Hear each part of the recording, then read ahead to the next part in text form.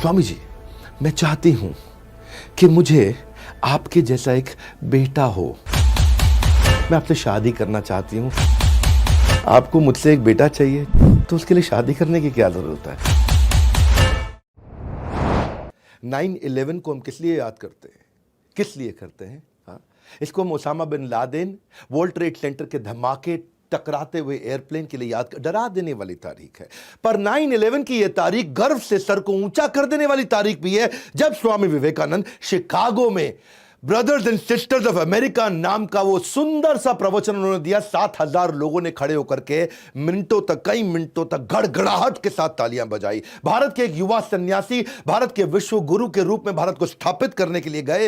ये है वो स्वामी विवेकानंद। 9/11 को हम न्यूयॉर्क के लिए नहीं, शिकागो के लिए जानेंगे। आतंकवाद के लिए नहीं, धर्म संवाद के लिए जानेंगे। लादेन के लिए नहीं, नरेन के लिए जानेंगे। कौन है ये नरेन? ये वही है नरेंद्र नाथ दत्त, यानी कि नरेन यानी कि स्वामी विवेकानंद। नमस्कार, विवेक बिंद्रा बोल रहा हूं, फाउंडर एंड सीईओ बड़ाबिजनेस.com। ऐप तो डाउनलोड करी होगी अपने, बड़ा बिजनेस। बहरहाल 12 जनवरी 1863 का आपका जन्म हुआ। सारे शास्त्रों को आप पहचानते हैं। नेशनल यूथ डे के रूप में मनाया जाता है वैसे इनके जन्मदिन को। खड़ा होकर के आज पावरफुल वीडियो देने वाला हूं आपको। वेद, उपनिषद, भगवद गीता, रामायण, महाभारत, पुराण सब याद था, कंठस्थ था इनको। रामकृष्ण मिशन की इन्होंने स्थापना करी सोशल सर्विसेज के लिए। स्वामी विवेकानंद, आपको मालूम है, जमशेद जी टाटा के गुरु भी थे। कुछ ऐसी कहानियां बताऊंगा आज आपको स्वामी विवेकानंद। मैं इतना उत्साहित हूं आज, श्रील प्रभुपाद के बाद जो इन्होंने इस्कॉन की स्थापना करी, जिन्होंने पूरे विश्व में भगवद गीता लेके गए, उनके अलावा स्वामी विवेकानंद जो पूरे विश्व में हिंदू, हमारे देश की संस्कृति, हमारे देश को पूरी दुनिया में पहुंचाया। स्वामी विवेकानंद बचपन में थोड़े शैतान थे। माता पिता, बचपन से शुरू करते हैं ना, माता पिता उन्हें बोलते थे, इतना खेलता रहे, इतना शैतान है, नरेन नरेन नरेन नरेन। और ये क्या है, चंपा का पेड़ इनके घर के आंगन में हुआ करता था, उस पे उसका टहनी थोड़ी कमजोर होती है, ये उस पर लटकते थे। समझाएं तो मानते नहीं थे, सारे दोस्त इनके उस पर लटकते थे। तो एक दिन पिताजी ने बुलाया, बोला कोई चाल चलता हूं। उन्होंने बुलाया, नरेन इधर आओ, सारे दोस्तों को बुलाया। बोला ये चंपा के पेड़ पे ना एक भूत पिशाच रहता है, और अगर कोई यहां पे इसकी डाली को तोड़ेगा तो वो आपकी गर्दन को मोड़ेगा, डाली को तोड़ेगा वो गर्दन को मोड़ेगा, डाली को तोड़ेगा वो गर्दन को मोड़ेगा। सारे बच्चे घबरा गए, अरे चंपा के पेड़ पे भूत है, डाली को तोड़ेगा वो गर्दन को मोड़ेगा। घबरा गए, सब भाग गए। नरेन यानी कि स्वामी विवेकानंद अगले दिन जाके फिर खेलने लगे। फिर जाके उसी पेड़ पर लटक गए। बच्चों ने बोला, तेरी गर्दन को तोड़ेगा, तू डाली को तोड़ेगा वो तेरी गर्दन को मोड़ेगा। स्वामी विवेकानंद क्या बोले, इतना दिन से खेल रहे थे ना, अगर कोई भूत होता अब तक गर्दन तोड़ गया होता। ये पापा बेवकूफ बना रहे हैं हमारे को। इतने एक्स्ट्राऑर्डिनरी एथिक्स थे इनके कि एक दफा रामकृष्ण परमहंस जो इनके अपने गुरु थे, उन्होंने इनसे कहा कि इनको, इन्हीं सारे शिष्यों को बोला, सारे बच्चों को बोला कि अपने अपने घर से सबको एक मुट्ठी चावल चोरी करके लाना है, पर शर्त यह है कि उन्हें कोई देख ना ले। अगले दिन सारे बच्चे एक मुट्ठी चावल, कोई देख ना ले, चोरी करके ले आए। स्वामी विवेकानंद खाली हाथ आए। उन्होंने कहा, भाई तुम खाली हाथ क्यों आए? बोले, गुरुजी आपने कहा था मुट्ठी चावल तब चोरी करना जब कोई देखे नहीं, पर मैं देख रहा था कि भगवान तो मुझे हर समय हर जगह से देख रहे हैं, क्योंकि वो सर्वव्यापी हैं। बड़े जबरदस्त एथिक्स थे इनके बचपन से ही, बड़े केयरिंग, कंसर्न्ड और कंपैशनेट थे। स्वामी विवेकानंद के पिता का जब देहांत हो गया, इनका फाइनेंशियल बैकबोन पूरी तरह से टूट चुका था, परिवार पूरी तरह टूट चुका था, गरीबी में डूब गए थे। पिता के देहांत पर इतनी गरीबी हो गई थी, पर कई बार घर में खाने के लिए जब बहुत थोड़ा होता था तो ये घर आकर के झूठ बोलते थे कि मैं तो आज किसी भोज पे गया था, मेरे को हो इतना पकवान खिलाया मम्मी, मजा आ गया। और माँ को बोलते थे आप खा लो ये खाना, और कई कई दिन तक घर पे खाते नहीं थे, क्योंकि सबका, इनका ना बचपन से ही मन के अंदर ये फीलिंग थी कि मुझे सबकी सेवा करनी है। इनका फोकस बड़ा फैल्कन लाइक था। एक कथा तो मैं इनकी बता चुका हूँ कि पूरी की पूरी शादी की बारात निकल गई थी, ये पढ़ते रह गए, इनको पता ही नहीं चला यहाँ से बारात निकल गई। लोग पूछ भी रहे थे बारात गई, बारात, कुछ नहीं पता चलता है, ऐसा फोकस था इनका, इतना भयंकर फोकस। एक दिन ऐसा हुआ कि ये बेहोश मिले अपने कमरे में। लोगों ने पूछा, भाई क्या हो गया, क्या हो गया, क्या हो गया? पानी डाला, उठाया इनको, ऐसा ऐसा ऐसा ऐसा हिलते हुए, झटका देते हुए खड़े हुए। तो पूछा क्या हुआ? बोला कुछ नहीं, मैं तो पढ़ रहा था। तब पता चला ये 3 दिन 3 रात से पढ़ रहे थे। इन्होंने कुछ खाया नहीं, कमजोरी के कारण अचानक थोड़ा अनकॉन्शियस हो गए थे।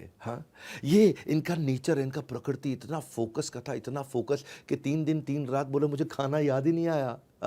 उनको किसी ने बताया कि आज क्या तारीख है, इनको पता चला तारीख 3 दिन आगे निकल चुकी, क्योंकि कई किताबें पढ़ते चले गए। उत्तिष्ठ जागृत प्राप्य वर्ण निबोधिता, उठो जागो तब तक लक्ष्य के पीछे भागो जब तक लक्ष्य प्राप्त ना हो जाए। Rise awake and stop not until your goal is achieved. ये स्वामी विवेकानंद का वो गोल्डन स्टेटमेंट है। दया जो है ना, इनका स्वाभाविक गुण था। इनकी माँ ने एक बार इनको कहा कि बेटा जरा चाकू पकड़ाना, मैं सब्जी काट रही हूं। तो चाकू पकड़ाते वक्त इन्होंने क्या किया, चाकू की धार की तरफ है वहां से खुद पकड़ लिया और हैंडल अपनी माँ को पकड़ाया। और तब माँ ने हैंडल पकड़ा और देखा कि धार को अपनी तरफ पकड़ा। इसी पे माँ ने सारे भाई बहन और सब बच्चों को बताया कि ये इसके अंदर करुणा की भावना है, जो दूसरों को कभी दुख ना पहुंचे, दर्द ना पहुंचे, बचपन से ऐसे थे। स्वामी विवेकानंद जब शिकागो गए आगे चल के बड़े होने पे, तो वहां एक लाइब्रेरी जाया करते थे। एक किस्सा सुनना बहुत मजा आएगा आपको। लाइब्रेरी जाते थे, सुबह किताब बोरो करते थे, शाम को वापस करते थे, सुबह किताब बोरो करते थे, शाम को वापस करते थे, सुबह किताब बोरो करते थे। लाइब्रेरियन परेशान, बोले तुम इंडियन पागल हो गया भैया, सुबह किताब बोरो किया, शाम को वापस किया। बोले जब पढ़ना नहीं तो मजा क्यों लेते हो, यहाँ टाइम क्यों वेस्ट करते हो। स्वामी जी बोले मैं सब पढ़ लेता हूँ, मैं इतनी मोटी किताब सुबह लेके जाता है, शाम को पढ़ लेता है, शाम को वापस कर देता है। तो लाइब्रेरी ने बोला मैं तेरा टेस्ट लेती हूँ। उन्होंने उनका टेस्ट ले लिया।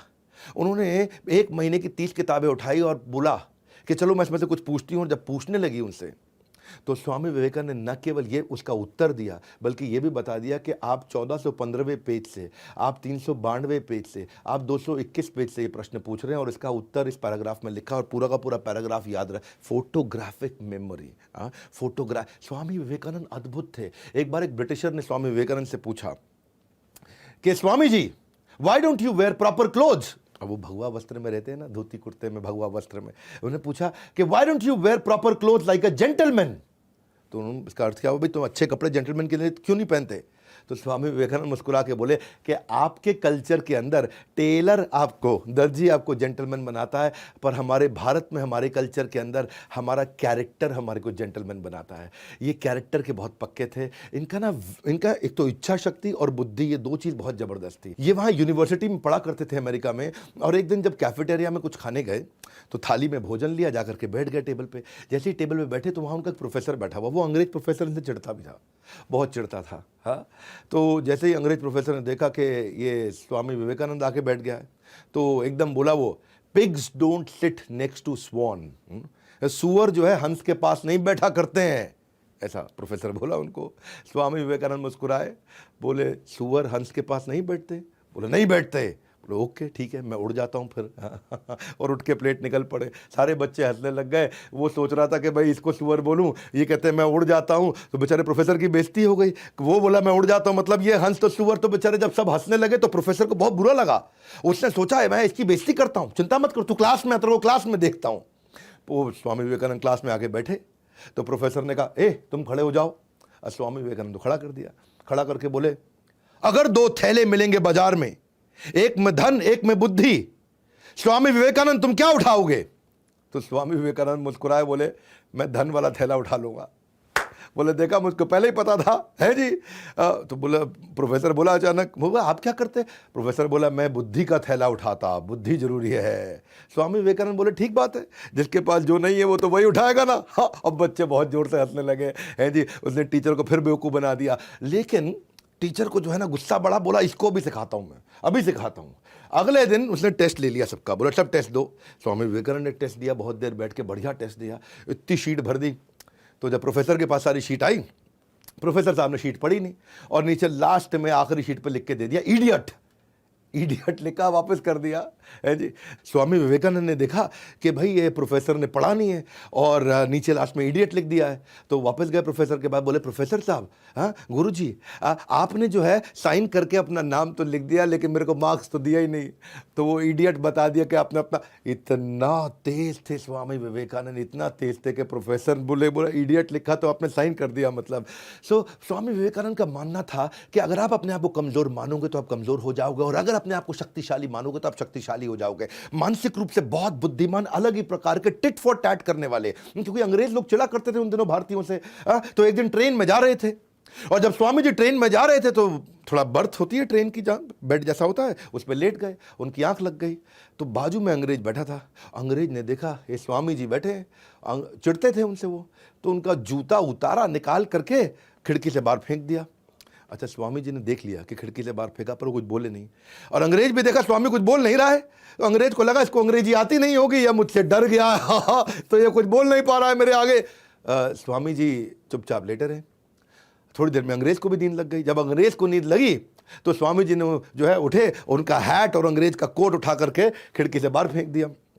जब अंग्रेज उठा तो देखा भाई हैट कोट कहीं मिल नहीं रहा, तो बोले स्वामी जी आपने मेरा हैट कोट देखा है? बोले हाँ देखा है। बोले कहाँ है वो? बोले वो मेरे जूते ढूंढने गए हैं।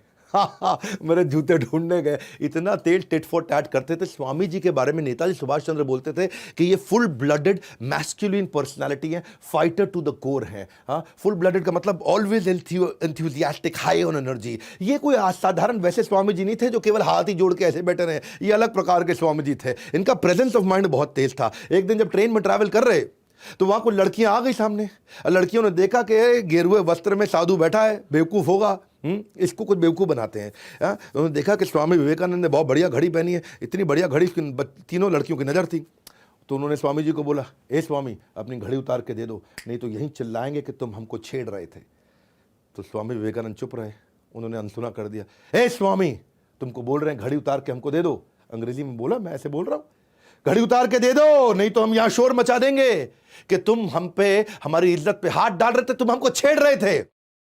स्वामी जी जो है चुपचाप बैठे रहे। तो जब उन्होंने थोड़ा और आगे जाकर के बोला, स्वामी जी बोले हाँ। तो लड़कियां बोली अब क्या करें, हाँ जी कैसे समझाएं इसको? स्वामी जी बोले हाँ। और लड़की अच्छा पढ़ लेता है, बोल नहीं पाता, सुन नहीं पाता। उन्होंने लिख के दे दिया कि भैया सुनो, मेरी अपनी घड़ी उतार के दे दो, नहीं तो सबको बता देंगे तो हमको छेड़ रहे हो। स्वामी जी ने जैसे ही पर्चा लिया जेब में रखा, बोला अब पुलिस को बुला लो, अब संभाल लूंगा। तो बहुत तेज थे वो कि जो लिखे तो मैं ले लिया, घड़ी उतार के दे दो। ये स्वामी जी का जो है ना प्रेजेंस ऑफ माइंड, ये कमाल का था। इनकी फोटोग्राफिक मेमोरी थी। एक दफ़ा इनको समुद्री जहाज से जब अमेरिका में जा रहे थे तो ये और इनका दोस्त जो कप्तान जहाज चला रहा था, कप्तान से बोले कि भाई साहब आप अखबार नहीं पढ़ रहे हैं तो आपका अखबार हम पढ़ लें थोड़ी देर के लिए। तो कप्तान बोला पढ़ लो, लेकिन मुझे वापस चाहिए क्योंकि मैंने अभी तक पढ़ा नहीं है। स्वामी जी बोले ठीक है। स्वामी जी लेके अखबार अपना पढ़ने लगे। स्वामी जी ने फट से अखबार पढ़ लिया 15 मिनट में। पढ़ने के बाद उनका दोस्त बोला स्वामी जी का कि भाई मैं भी पढ़ लूँ। बोला आप भी पढ़ लो। तो वो भी पढ़ने लगा। वो पढ़ने लगा। समुद्री जहाज में चल रहे थे तो हवा तो बहुत तेज़ चलती है। अचानक इतनी तेज़ हवा चली कि अखबार छूट के निकल के समुद्र में गिर गया। और कप्तान को आया बहुत गुस्सा, तुमको कहा था पागल स्वामी, तुमने अखबार मेरा उड़ा करके समुद्र में फेंक दिया, मुझको पढ़ना था। स्वामी जी बोले नाराज मत होइए, कोई बात नहीं। क्यों नाराज ना हूं, मेरा अखबार चला गया। नहीं कोई बात नहीं, नाराज मत होइए, जरा कोई कॉपी पेन पड़ा है? तो कॉपी पेन दिया। तो स्वामी जी गए, आधा घंटा कुछ लिखते रहे। यहाँ कप्तान खुंदक खा रहा था, स्वामी जी आधा घंटा कुछ लिखते रहे। कप्तान खुंदक खा रहा था, स्वामी जी लिखते रहे। थोड़ी देर बाद स्वामी जी आए, ये लीजिए पूरा अखबार आपको लिख के दे दिया। स्वामी जी ने एक एक शब्द अखबार का पूरा वर्ड टू वर्ड लिख के दे दिया। उसकी बुद्धि चकरा गई। वो बोला उसने उतर करके वहाँ चेक किया, बोला चेक कर लेना, पूरा वर्ड टू वर्ड पूरा अखबार छाप दिया स्वामी जी ने वहाँ पे। ऐसी फोटोग्राफिक मेमोरी थी। और वहीं पे कप्तान ने बोला कि ऐसा मैनिफेस्टेशन सुपर ह्यूमन पावर का ये ब्रह्मचार्य से आता है, लेकिन केवल ब्रह्मचार्य से नहीं आता, ये व्यक्ति अद्भुत है। ये कैप्टन थे शिप के जिन्होंने वैलिडेट किया जाके न्यूज़पेपर को चेक करने के बाद ये स्टेटमेंट दिया उनके बारे में। स्वामी जी एक अद्भुत व्यक्ति थे। ये इन्होंने दुनिया भर में कम्युनिटी, इंडियन कम्युनिटी को पॉपुलर बनाया, पावरफुल बनाया। जो हमारी वैदिक संस्कृति थी उसको जाके पॉपुलर बनाया, पावरफुल बनाया। शिकागो में एक कॉन्फ्रेंस थी 1893 के अंदर। इनको जब इनवाइट किया गया, उस धर्म संवाद के लिए जब इनवाइट किया गया, तो सबको बताया गया कि ड्रेस कोड क्या है, फॉर्मल सूट टाई शर्ट, सब आके धर्म संवाद करने वाले। स्वामी जी धोती कुर्ते में पहुंच गए। अमेरिकन को बुरा लगा, अरे बोला था सूट टाई पहनने के लिए। स्वामी जी बोले नहीं मैं तो ऐसे ही आता हूँ। मुस्कुरा दिए। तो उन्होंने क्या किया, स्वामी जी को पहले बोलना था, उनका नंबर कर दिया आखिरी। सबको दिए 10-10 मिनट बोलने के लिए, स्वामी जी को दिए 2 मिनट बोलने के लिए।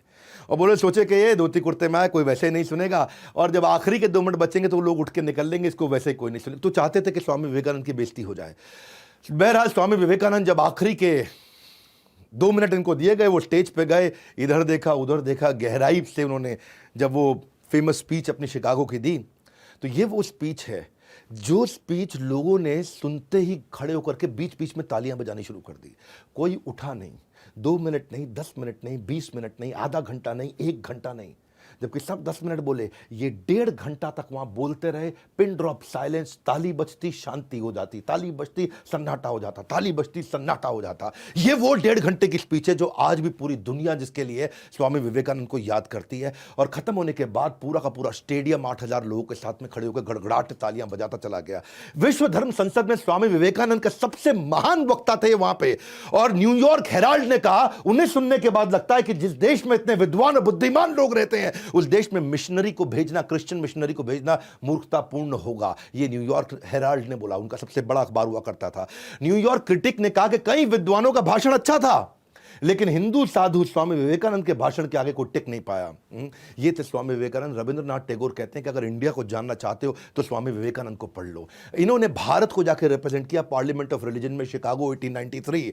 वेस्टर्न वर्ल्ड ने इंडिया को अथॉरिटी एक्सेप्ट किया धर्म के रूप में, ये पहली बार हुआ था। लेकिन क्या है, इंडिया आज भी ये देश की कम्युनिटी को पूरी दुनिया तक पहुंचाया, ये देश की कम्युनिटी को पूरी दुनिया को समझाया कि हमारी वैदिक धर्म की कम्युनिटी क्या है। बड़ा बिजनेस में मैं बिजनेस की कम्युनिटी को पहुंचाना चाहता हूं। स्वामी विवेकानंद हमारे आदर्श हैं, इसी भक्तिवेदांत स्वामी श्रील प्रभुपाद हमारे आदर्श हैं। हम चाहते हैं कि हम ये इंडियन बिजनेस कम्युनिटी को लेकर के जाएं, इसलिए मैंने भी प्रयास किया है और आप सब लोगों ने इतना साथ दिया। इंडिया की पहली नेटवर्किंग प्लेटफॉर्म मैंने बिजनेस का बनाया है। मैं Facebook, LinkedIn, YouTube, Twitter, Instagram, ये सब है सोशल मीडिया, लेकिन बिजनेस का मीडिया कहां है, बिजनेस का सोशल मीडिया कहां है? आज बिजनेसमैन, एंटरप्रेन्योर, इन्वेस्टर, स्टार्टअप, सारे प्रोफेसर, सोलोप्रेन्योर, इनके लिए मैंने एक ऐप तैयार करी है, बड़ा बिजनेस। यहां लोग आते हैं, फेसबुक की तरह ही पोस्ट करते हैं, लिंक्डइन की तरह पोस्ट करते हैं। हजारों लाखों लोगों ने ऐप डाउनलोड करी है, लाखों लोग रोज आते हैं, बिजनेस का कंटेंट वहां डालते हैं, बिजनेस की कंटेंट पे बात करते हैं। MSME, SME, subject matter expert सब आते हैं, सब skill, technology, digital marketing, investing, manufacturing, इन सब पे खूब चर्चा होती है, एक दूसरे से दोस्त बनते हैं। वैसे ही फेसबुक चलता है। आप सबको बताना चाहता हूं मैं आगे और कहानियां सुना रहा हूं स्वामी विवेकानंद की, लेकिन उससे पहले आपको बता दूं, ऐप जरूर डाउनलोड कर लेना आज के आज, अभी के अभी, इस वीडियो को समाप्त होते ही। आपको इररिलेवेंट कंटेंट नहीं है वहां कोई भी, केवल बिजनेस पे कंटेंट है। मैंने 4 आर पे फोकस किया। रेलेवेंट कंटेंट, आपकी बन जाए रेपुटेशन, आपको मिल जाए रेवेन्यू, आपके बन जाए रिलेशंस, आपको मिल जाए रेफरल। बस यही है मेरा मुद्दा। ऐप डाउनलोड करके आप खुद ही फील करोगे, आपके हजारों लाखों फॉलोअर्स बनने लग जाएंगे अगर आप वहां कंटेंट डालोगे तो। बहरहाल, जैसे स्वामी जी ने प्रयास किया, एक इंडियन कम्युनिटी को एस्टैब्लिश दुनिया में जाकर के किया, इनके लेक्चर के बाद स्वामी जी के बहुत पॉपुलर हो गए। ये इतने पॉपुलर हुए कि इनको अलग अलग लोग अपने घर में बुलाने लगे, और लोगों ने अपने घर में बुलाया, सारे बड़े बड़े रईस लोगों ने बुलाया। एक बार एक ऐसे ही बहुत अमीर आदमी, जो अमेरिका के सबसे अमीर आदमी थे, अपने घर बुलाया। इनकी कथा हुई, चर्चा हुई, उन्होंने बोला कि आप यहाँ पे आराम करिए। बड़ा गद्देदार, मुलायम, बड़ा सुंदर कमरा और बेड, वो गद्देदार बेड। इस पर बोला कि आप यहाँ विश्राम कीजिए स्वामी जी। स्वामी जी गए, उन्होंने बेड देखा, जाके उस पर बैठे, लेकिन उनके मन में विचार आया कि मेरी माँ आज भी जमीन पे सो रही होगी भारत में, आज भी कम से कम 25 करोड़ भारतीय जमीन पे वहाँ सो रहे होंगे, बड़ी एक्सट्रीम कंडीशंस में, जिनके पास पंखा तक नहीं है, जिनके पास कोई सुविधा नहीं, जिनके पास बिजली नहीं है, और बहुत बुरी हालातों में बिना खाना खाए सोते हैं। तो मैं कैसे बिस्तरे पर सो जाऊं? उस दिन वो बिस्तरे पर नहीं सोए, वो ज़मीन पर सोए, लेकिन वो उनका आखिरी दिन था। उसके बाद उन्होंने कभी किसी का इन्विटेशन एक्सेप्ट नहीं किया, अपने आश्रम में जाके सोया करते थे। इनफैक्ट एक बार प्राइम मिनिस्टर ब्रिटेन की, उन्होंने स्वामी जी को इन्वाइट किया और लंच पे उनको बिठाया, और लंच में स्वामी जी खुद भी बैठे उनके साथ में। अब ब्रिटेन का प्राइम मिनिस्टर छुरी कांटा लेकर के अपना बढ़िया से खाने लगा। भाई प्राइम मिनिस्टर है, और स्वामी जी बड़े बुद्धिमान थे, उनको बुलाया कि भाई चर्चा हो जाए उनसे। स्वामी जी अपना प्लेट लेकर के हाथ से खाने लगे। तो प्राइम मिनिस्टर उनकी तरफ देखा, उसको बड़ा बुरा फील हुआ, यार हम छुरी कांटे से खा रहे हैं यहाँ पे, अपने चम्मच से खा लो कम से कम, तुम छुरी कांटे से नहीं खा सकते। पर स्वामी जी अपना हाथ से खाए चले जा रहे हैं वहाँ पे, उनको बड़ा फील हो गया। तो उन्होंने से पूछ लिया कि आप इंडियंस इतने मॉडर्न एनवायरनमेंट के अंदर अभी भी हाथों से ही खा रहे हैं, ये क्या तरीका हुआ? तो स्वामी जी ने जवाब दिया अंग्रेजी में, because no one has used my hands before to eat. क्या अर्थ हुआ इसका? किसी ने मेरे खाने से पहले मेरे हाथों से खाना नहीं खाया है, लेकिन बहुत से लोगों ने मेरे इस खाना खाने से पहले इसी छुरी कांटे से खाना खाया है। यानी कि ये छुरी कांटे सब झूठे हो चुके हैं। मेरा हाथ आज तक मेरे ही मुंह में जाता है, ये दुनिया के मुंह में नहीं जाता है। स्वामी विवेकानंद का ये उत्तर सुन के ब्रिटेन के प्राइम मिनिस्टर बहुत हैरान हो गए। हाँ, भारत हमारा अभी परतंत्र था, स्वतंत्र नहीं था, लेकिन इतने बुद्धिमान लोगों को देख करके दुनिया, नेताजी सुभाष चंद्र बोलते थे कि इतने प्रोफाउंड, इतने कॉम्प्लेक्स थे कि if he had been alive I would have been sitting on his feet. Hindi में कहूं तो स्वामी जी इतने महान गहन थे कि अगर वो जिंदा होते तो मैं उनके चरणों में रहता। ये नेताजी सुभाष चंद्र बोस कहा करते थे। इतने क्लेवर थे बियॉन्ड कंपैरिजन, इनकी बुद्धिमता। एक बार एक अंग्रेज ने क्या किया कि बहुत सारी किताबें रखी और बुलाया अपने घर पे, ये देखो। अच्छा, नीचे रख दी उसने भगवत गीता सबसे आखिरी में, और सबसे ऊपर रखी बाइबल। ये देखो मेरी किताबें, इतना पढ़ता हूं मैं, सबसे ऊपर देखो बाइबल है। तो स्वामी जी मुस्कुराए, फिर बोला ठीक लगाया ना मैंने सारी किताबों को? उसने बेइज्जती करना चाहता था कि भगवत गीता नीचे कर दी आखिरी में, बाइबल ऊपर कर। स्वामी जी बोले बिल्कुल ठीक लगाया आपने, बहुत अच्छा लगा है। हाँ? अच्छा, वो अंग्रेज़ हैरान हो गया, उसको लगा स्वामी जी बुरा क्यों नहीं माने अभी तक। तो स्वामी जी ने जवाब दिया कि आपने सबसे नीचे भगवत गीता को रख के सबसे अच्छा काम किया, उसको नीचे ही रखिए, क्योंकि वो फाउंडेशन है दुनिया की बाकी सारी किताबों की। जैसे ही आपने भगवत गीता हिलाई, बाकी सारी किताबें नीचे गिर जाएंगी, और जब तक भगवत गीता को फाउंडेशन रखोगे दुनिया चलती चली जाएगी। ये थे स्वामी विवेकानंद, महिलाओं को उतना रिस्पेक्ट किया करते थे। लेकिन एक दफ़ा थोड़ी महिलाओं की कहानी सुनाता हूँ आपको। स्वामी विवेकानंद एक दफ़ा एक यूनिवर्सिटी में लेक्चर देने गए, तो वहाँ एक बहुत सुंदर लड़की थोड़ा दूर से, ये 3-4 लोगों से बात कर रहे थे, थोड़ा दूर से इनको देख रही थी। अच्छा, स्वामी जी पहचान गए थे कि देख रही है मुझको, लेकिन ध्यान नहीं दिए। पर वो खड़े होकर देखते रही स्वामी जी को, और ये 3-4 लड़कों के साथ अपना बात कर रहे थे।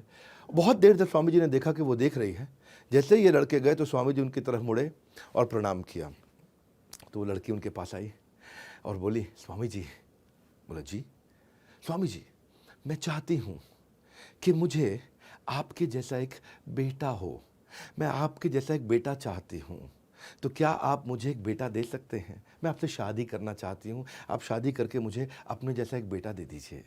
तो स्वामी जी मुस्कुराए, मुस्कुरा के बोले, आपको मुझसे एक बेटा चाहिए जो कि मेरे जैसा हो, तो उसके लिए शादी करने की क्या ज़रूरत है? तो स्वामी जी तो लड़की, ओह, बिना शादी के आप बेटा दे दोगे मुझको?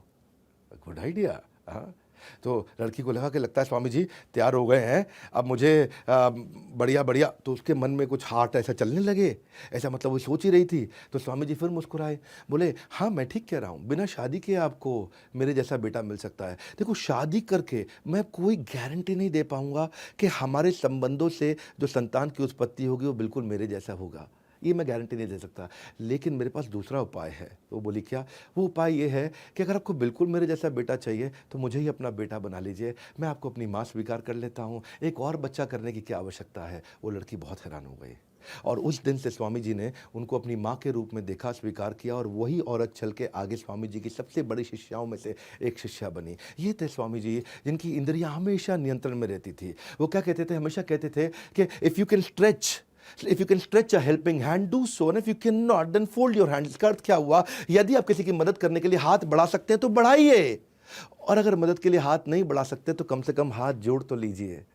या तो हाथ बढ़ा के मदद करिए या हाथ को जोड़ लीजिए। स्वामी विवेकानंद ऐसे ही महिलाओं का इतना सम्मान करते थे कि मेवाड़ के एक राजा ने एक बार उनको अपने यहाँ पे एक किसी बड़े इवेंट में बुलाया, और मेवाड़ के राजा थे, राजसी वहाँ पे व्यवहार था, तो वो सब बैठे थे, और वहाँ पे कुछ महिलाओं का मतलब नृत्य गान सब चल रहा। तो कुछ महिलाएं अच्छा बढ़िया से डांस कर रही थी, अपना राजस्थानी स्टाइल में डांस कर रही थी। स्वामी विवेकानंद उठ के बाहर निकल गए। लोगों ने पूछा ऐसा क्यों? बोला, it is indecent to see a women dancing for my own fun. हाँ, अपने मज़े के लिए महिला को नाचते हुए देखूँ, ये तो मेरा संस्कार नहीं है। सो इनका जो कैरेक्टर था वो बहुत पावरफुल था। एक बार स्वामी जी के ना आश्रम में उन्होंने नियम बना रखा था कि कोई औरत नहीं आ सकती है, और ये आई थिंक इट वॉज 1902 जून का महीना। ये बहुत बीमार थे, बहुत बहुत बहुत बहुत बीमार थे, बहुत सारी बीमारियां लग गई थी। तो इनकी माँ इनकी देखभाल करने के लिए आई, और स्वामी जी ने देखा जब मेरी माँ मॉनेस्ट्री के अंदर आ गई, यानी कि उस आश्रम के अंदर जहाँ सन्यासी ब्रह्मचारी रहते हैं वहाँ अंदर आ गई है, तो उनको बहुत गुस्सा आया। उन्होंने सारे शिष्यों को बुलाया,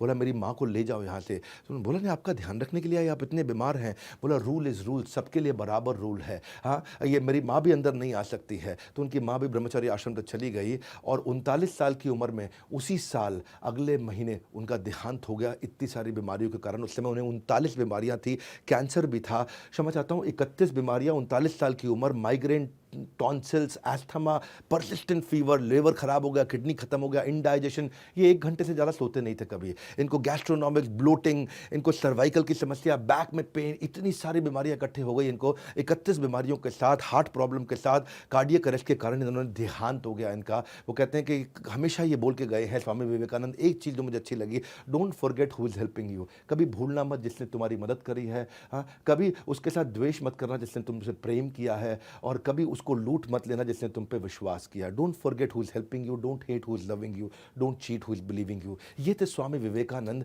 मैं हमेशा ऐसी भक्ति वेदांत स्वामी शिला प्रभुपाद का वीडियो बनाया, आपने नहीं देखा तो शिला प्रभुपाद का वीडियो जरूर जाकर के देखिएगा। लेकिन इसके बाद मैं स्वामी विवेकानंद का वीडियो बनाना चाहता था। इतनी रिक्वेस्ट आप लोगों ने कमेंट बॉक्स में करी, अगला वीडियो किसका देखना चाहते हैं बताइएगा। पर एक बहुत बड़ी अनाउंसमेंट दे रहा हूं, 2.5 साल के बाद, अरे बहुत एक्साइटेड हूं, 2.5 साल के बाद त्यागराज स्टेडियम में पूरे स्टेडियम के साथ खचाखच पावरफुल इवेंट करने वाला हूं। मेरे साथ सारे अरबपति प्रोफेसर और मैं खुद आकर के आपको बिजनेस ट्रेनिंग देने वाला हूं। अगर आप मेरे कोर्स को खरीद चुके हैं तो अपनी सीट ब्लॉक करा लीजिए। अगर आपने कोर्स नहीं खरीदा है तो फटाफट ले लीजिए। Powerful, impactful, high motivation business coaching program, सारे बिलियनियर प्रोफेसर, और स्टेडियम चाहे कितना भी बड़ा हो, हमारे लिए सीटें हमेशा कम पड़ जाती हैं। 3, 4, 5 जून सुबह से रात तक आप मेरे साथ रहने वाले हैं। बहुत बड़ा सेलिब्रेशन होगा, इतना सॉलिड ट्रेनिंग प्रोग्राम।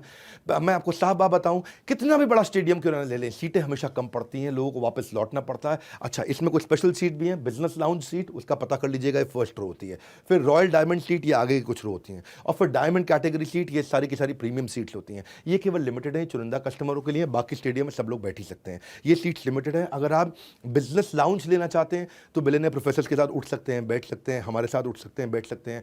और बाकी की भी सीट्स में आप हमारे साथ आकर सेल्फी लेना चाहते हैं, आप सीधा मुझसे इंटरैक्ट कर सकते हैं आकर के। तो अगर आप मेरे साथ टाइम स्पेंड करना चाहते हैं, आकर के सीखना चाहते हैं, बोर्ड लाइन नंबर पे फोन कर लीजिए, पता लगा लीजिए। ये मौका आपको बार बार नहीं मिलेगा। स्वामी विवेकानंद के बाद अब और किसका वीडियो देखना चाहेंगे? मैं आपको बहुत सारे वीडियोस वापस देना चाहता हूं, फिर वापस आके खड़ा हो गया हूं और इस बार पूरे फोर्स के साथ फिर बहुत सारे वीडियोस लेके आने वाला हूं। जैसे मैंने पिछले साल बहुत सारे वीडियोस लेके आया था, इस बार बहुत सारी personality based case studies. Comment box में जानना चाहता हूं आप किसका वीडियो देखेंगे। और स्वामी विवेकानंद को प्रणाम करने के लिए नीचे कमेंट बॉक्स में उनका आशीर्वाद लेने के लिए, मुझको भी आशीर्वाद देने के लिए कि उनका आशीर्वाद मिले, हमारे साथ जुड़े रहने के लिए, वीडियो को सही लोगों तक पहुंचाने के लिए आप सबका हृदय की गहराई से प्रेम पूर्वक बहुत बहुत धन्यवाद।